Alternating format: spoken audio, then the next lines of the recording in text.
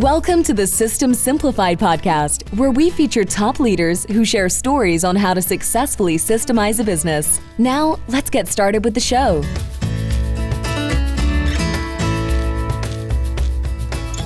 Hello, this is Klevit, the host of the System Simplified podcast, where I feature top founders, entrepreneurs, and thought leaders about systematizing a business. And this episode is being brought to you by Business Success Consulting Group. At Business Success Consulting Group, we create, document, and implement processes and procedures so businesses can grow and scale. And today's guest is Judy Weber. Hi, Judy. Hi, Addie. How are you? Good. How are you doing? I'm doing so great. Thank you. I'm excited to be here. And I am so excited to have you as a guest. You know, I just actually interviewed on your podcast recently, and we had a great time. We had a great conversation. You asked amazing questions, and now we are flipping that script, and I'm going to ask you all these questions that I'm so curious to know. And I'm sure our listeners are going to have a great time listening and going to learn a lot. So we're going to talk about scaling and about your methodology of scale, how you help businesses to scale and grow, specifically women-based businesses, coaches and consultants, people that help others. But let me first of all do a little bit more of a formal introduction, so then the listeners know who you are, and then I'm going to start asking you some questions about that and other things. So here we go. So first of all, you are a former trial attorney, right? So that was your profession, a C-suite executive. Mm-hmm. Which definitely you took those skills to your current business, where you're a business coach and scaling strategist, and you're on a mission to normalize miraculous results. Okay, so that's a big one. So you basically normalize, you're making those miracles a normal thing for Christian women in business. So you have a proprietary business growth and scaling methodology that we're going to talk about today. And you help hundreds of service-based business owners build lucrative businesses with simplicity and joy. So this is, I like those words, and I just want to concentrate on those. It's simplicity and joy. And before the show, we talked, and I asked you about your career as a trial lawyer. And you mentioned that, your job, you were basically dealing with malpractice, defending the doctors. And what you did is you basically simplified this like stack of papers of like medical terminology and paper and whatnot, and simplified in simple terms so it can be understood. And you took that and the simplicity and the joy, because that's really what it's all about. You want to have your own business where you have joy doing what you're doing. There is simplicity.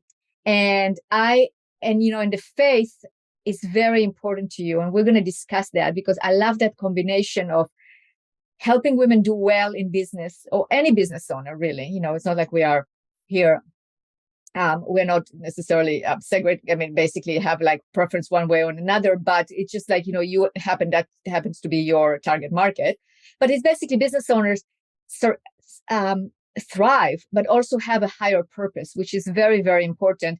And you're not shy at actually saying it straight out. This is who I work with. This is what I'm looking for. And this is who I am. And then if people want to work with you, then great. And if not, they're not the right person to work with you. So in terms of your introduction, so you are committed to helping 1,000 women make their first $100,000 and 100 women scale towards a 7-figure business by 2025, which is an amazing, big, hairy, audacious goal, right? I mean, this is like huge, amazing.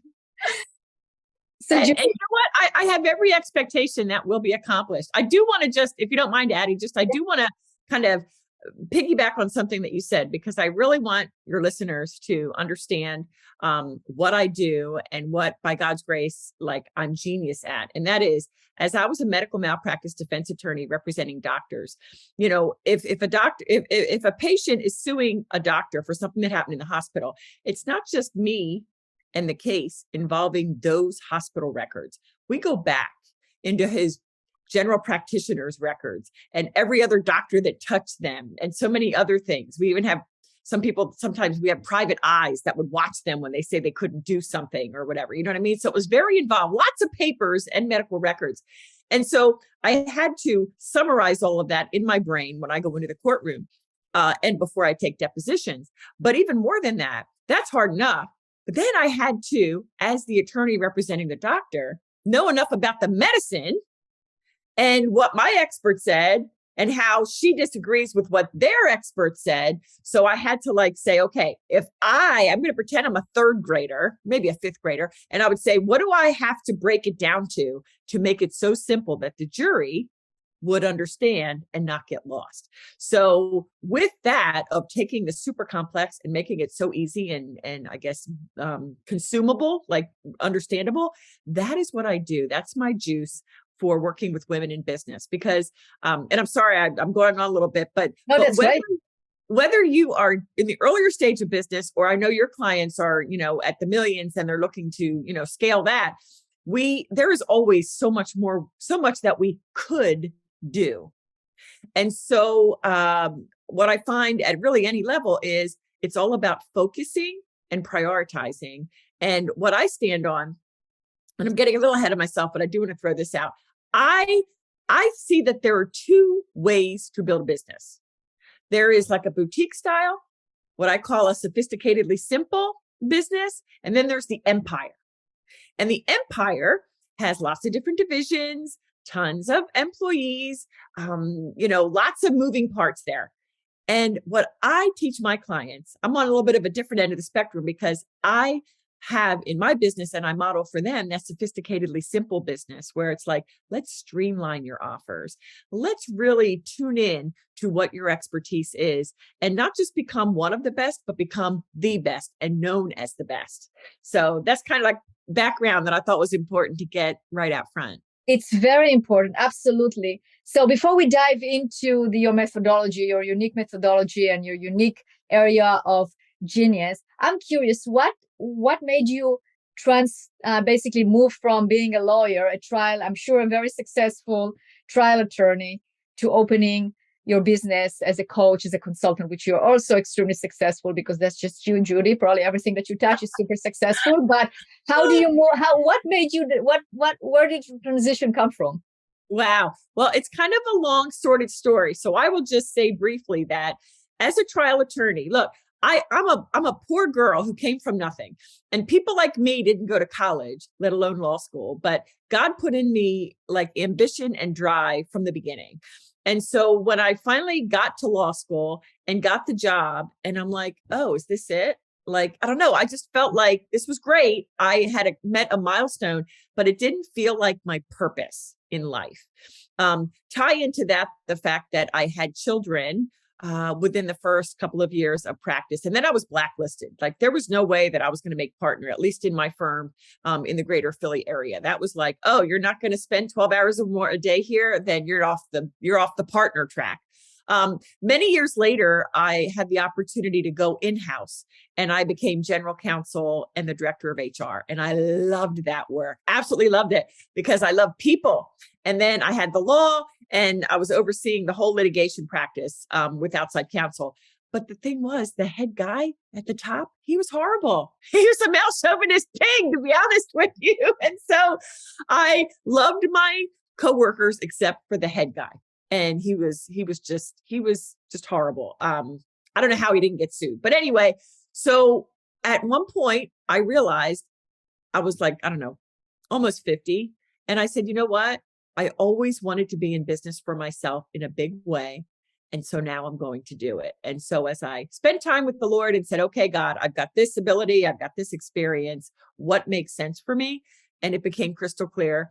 As he is so gracious to do, he's like, Judy, you love me and you love women, serve them and serve me, teaching them how to really go big and go all in on their talents that I've given them. And so I'm telling you, this is my purpose, Addie. That's amazing. It's an amazing story. And, I've been there in terms of starting my own business after working for companies. And, the first day when you do that, it's kind of scary, right? But you obviously applied the principles that you are teaching. And that's how you got to have a successful business and help others. And that you were motivated by that purpose. So you have the purpose to help. And I know part of your definition of who you help it's very much tying into your faith, which is very important to you, and that guides you throughout everything that you're doing.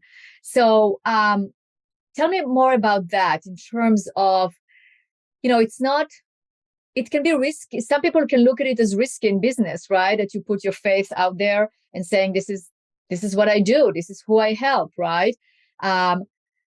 But it takes courage, it takes disagreement, and it takes saying, being genuine and authentic in terms of saying, this is who I am, and this is what I do, and this is why I do. So why is that so important to you? Wow. I love this question. And I will say, Jesus is my everything, not just my life, but all aspects of my life, not just Sunday, it's every day. And so as I sat that summer on the couch to say, Lord, what do you have for me? All those years ago, this is when it came together. And so my work is built on Christ as the rock. Now, your listeners may not know Christ as Lord, but for them, I would say your faith. Faith is the number one determiner of success. And what is faith? It is believing before seeing. And so many times, especially my clients that are earlier on in business, they're like, well, I'll start to believe that I'm an expert when I have 5 clients under my belt. Or, I'll start to believe that I could really do this once I have clients and money coming in. I'm like, no, you got it backwards. Right. And so, and I have many friends from being in different masterminds myself. And so every successful entrepreneur I've ever met, making the millions, they believed in themselves. They believed in their purpose and their mission. And that's what drove them, even when clients might not have been coming fast enough, when the troubles come. And so for me, that was just, I put it out there that I work with Christian women because you're going to hear the name Jesus, like always, at every time we pray, at every coaching session and every group coaching session. But I love that you said it's risky to put your faith out there. And so I really want to lay into that because this is something that it doesn't have to be. I'm saying, I don't think it is. I mean, I don't think it has to be, right? But it can be in our society. Yeah. And there can be people that might look at it that way, right? Right. But I want to suggest that everything we do is risky. The very definition of entrepreneurship, it requires risk. That's built into the definition. We all take calculated risks. That's the nature of the beast. But what I wanted to land on, Addie, is that every good entrepreneur is very risky in that they've chosen a niche, right? So if somebody wants to be a generalist and say, oh, I can help all the people. Yes, you can, but that's not the way marketing works these days. And so we need to be risky and confident enough and bold enough to say, you know what? I don't want to be just a, let's say a health and wellness coach, as an example. I want to help new moms. And why is that important? Because yes, I'm sticking my neck out there, but I'm saying this is the niche I'm working with. And so when your messaging is tight to them, then you get to be seen. And then they look at you and say, oh, she's a specialist. Oh, she can help me better than, in their mind, somebody who hasn't honed in on them, even though they very well could help them. So I just want to point that out, that it does take courage to say, this is what I want to be known for. And this is the niche that I've carved out for myself. And we all really need to take that risk in order to get our business to where we really want it to be. Absolutely. I agree 100%. And, you mentioned a certain group that is of interest to you that basically coaches also, right? Or works with a similar target market to yours. Not really. I mean, no. I mean, my. It's so funny. By the way, Judy, I can cut this part. I just want to remind you that, and we can cut this part, but you can also. I mean, I just wanted to give you the opportunity to mention them. I just wasn't sure what exactly you wanted to say about that group, the Hobby. Hobby Lobby. That's a store. That's a store chain. So that's. Okay. So it doesn't have anything to do with This next answer will be helpful. What was the question again? Let me ask you the question again. So what do you want me to ask you? And then I'll ask you. So how do we get to Hobby Lobby? Well, I could say that's a faith-based company or something. Oh yeah, good. Let me ask you that. Okay, good. Okay. Well, Judy, you make an excellent point, and it's absolutely you're right. Entrepreneurs are risky. I mean, they take risks, not a risky, but they take risks, and Yeah. they also. But it's so important to actually define who do you want to work with, and also make it very clear then that there are people that this is not for them, and then they don't basically come into your area, into your room, into your home, so to speak, that Yeah. are not welcomed or you don't want them around. So that way you can actually have simplicity and joy because you don't have to explain yourself all the time. You can have joy because you have positive people that are thinking like you, and that power together empowers you and empowers them. Absolutely. So Yes. that is it's very important. I'm sure you have examples of other places or other businesses that are actually have similar values to yours, right? Yes, absolutely. And values is huge. And so I think that might be another miss of a lot of entrepreneurs. They're thinking, especially before they get to the million, are my core values important? Oh my goodness, yes. Because there's polarity when I say I serve Christian women. So they're going to qualify in or they're going to qualify out.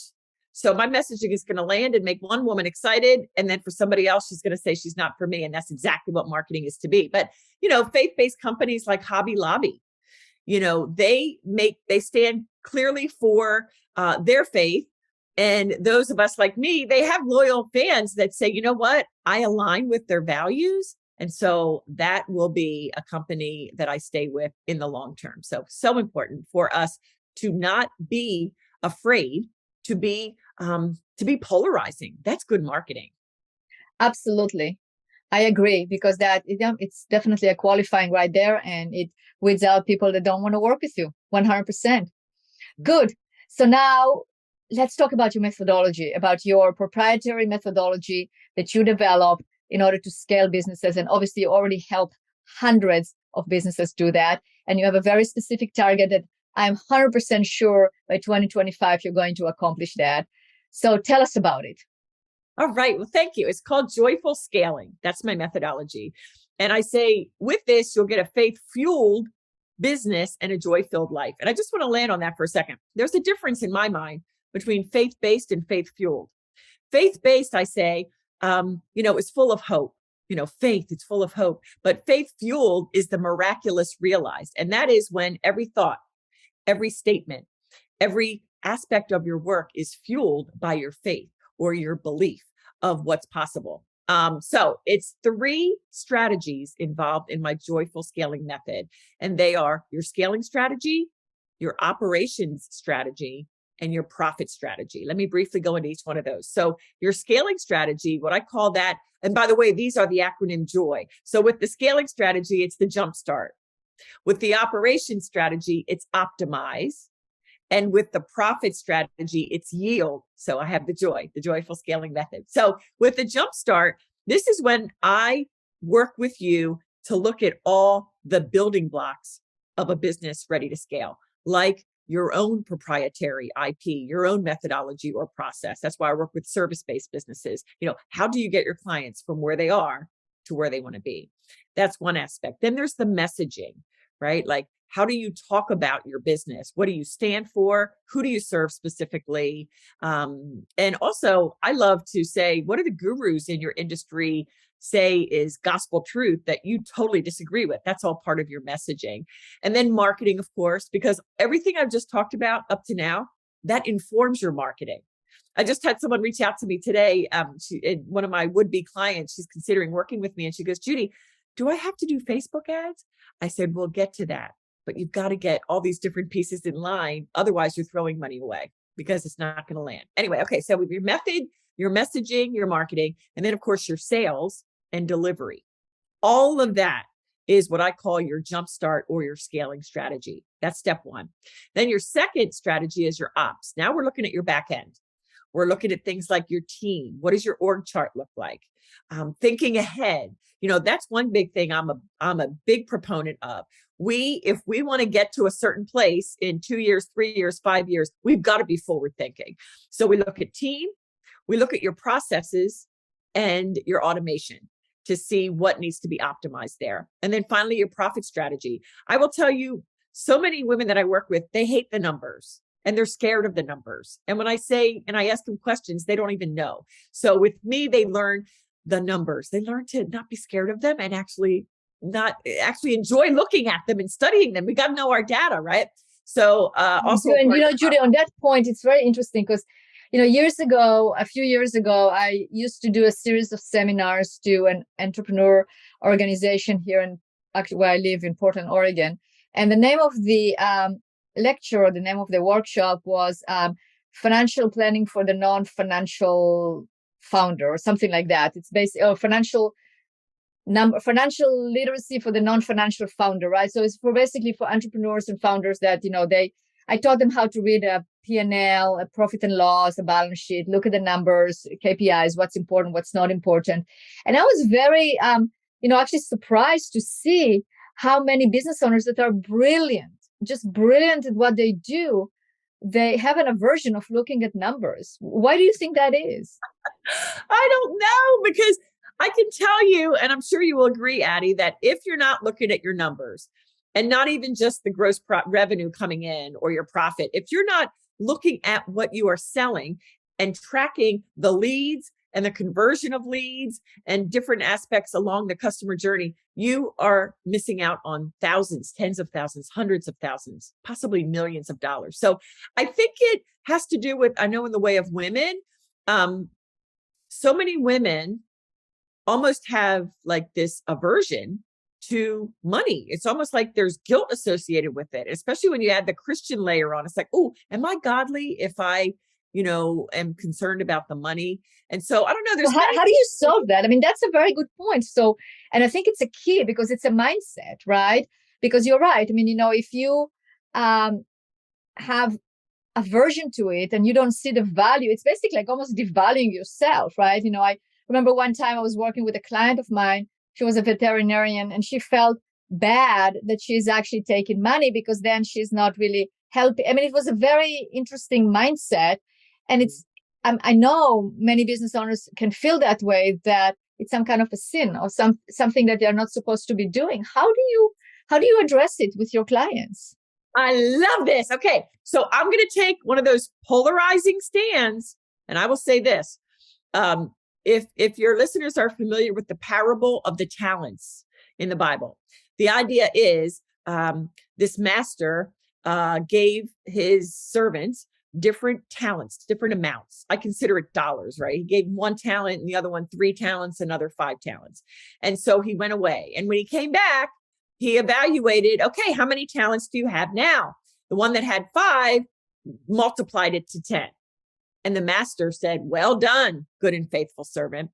And then the one that had 3, I forget if he doubled it or what that was, but the one that was given 1, he buried it. And so when he came back, he just dug it back up and said, here you go, I have 1. And do you know what the master said?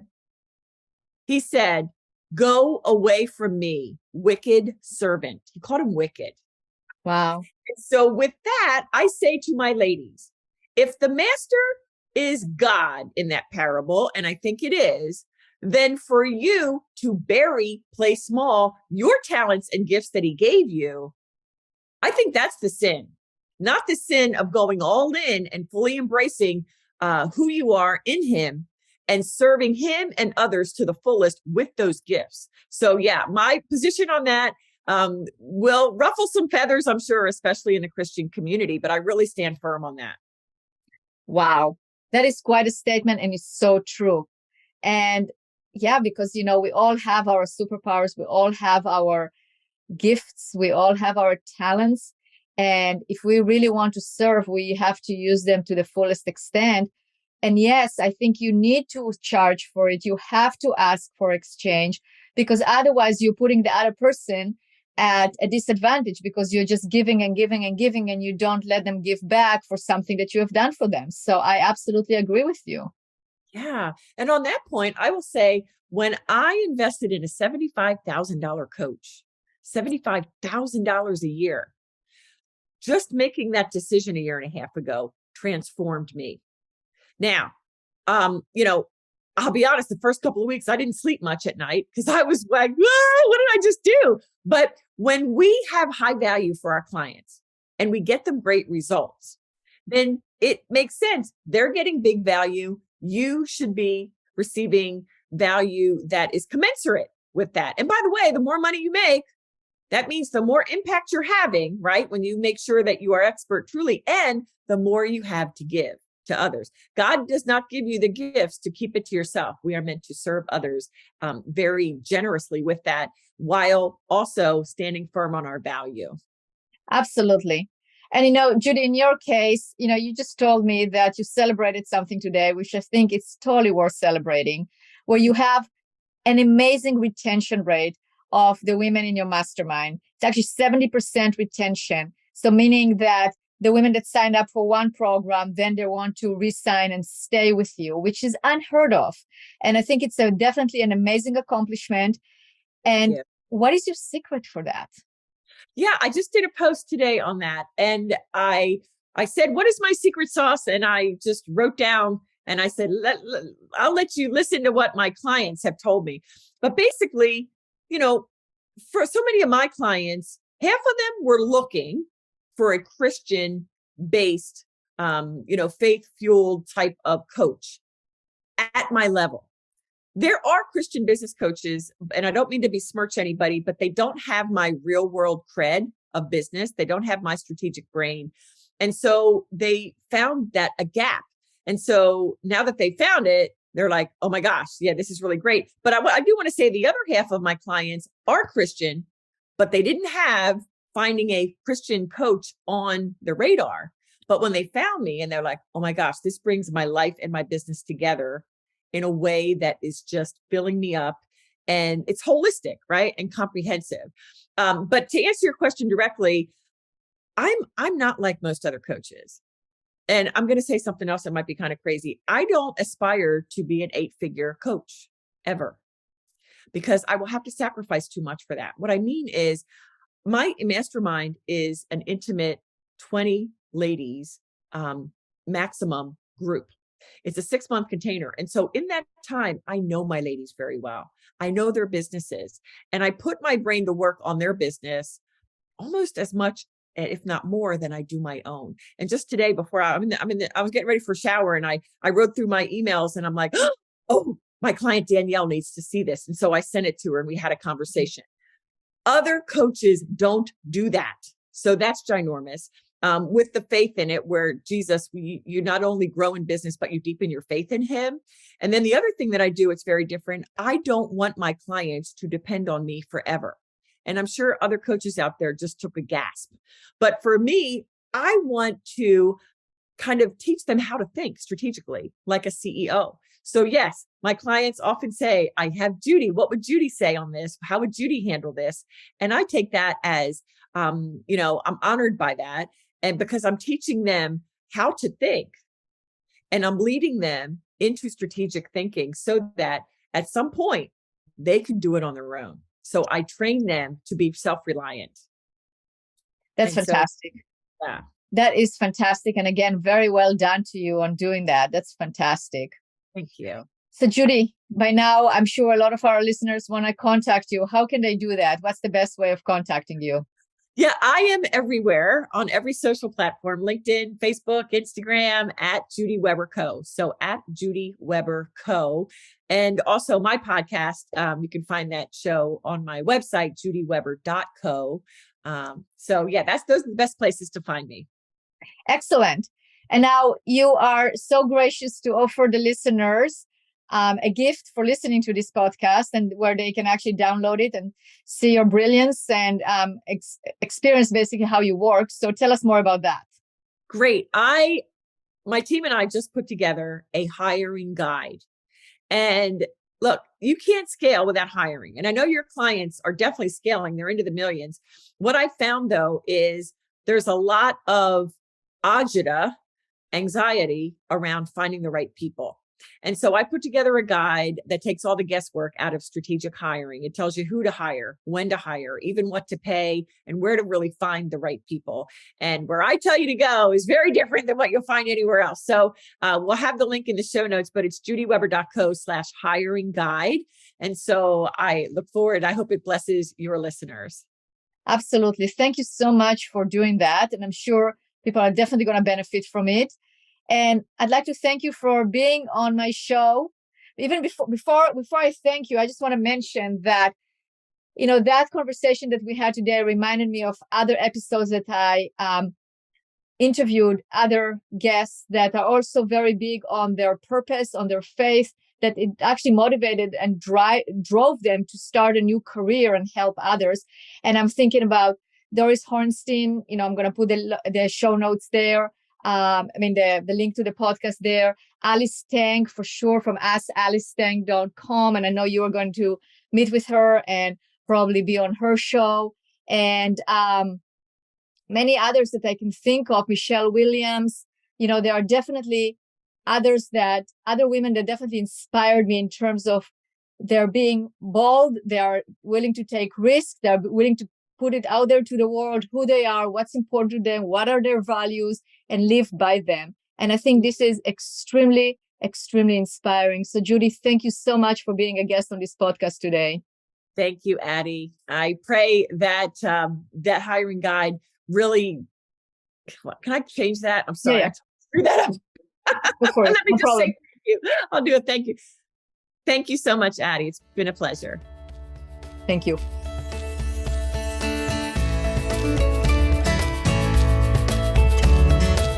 Thanks for listening to the System Simplified podcast. We'll see you again next time, and be sure to click subscribe to get future episodes.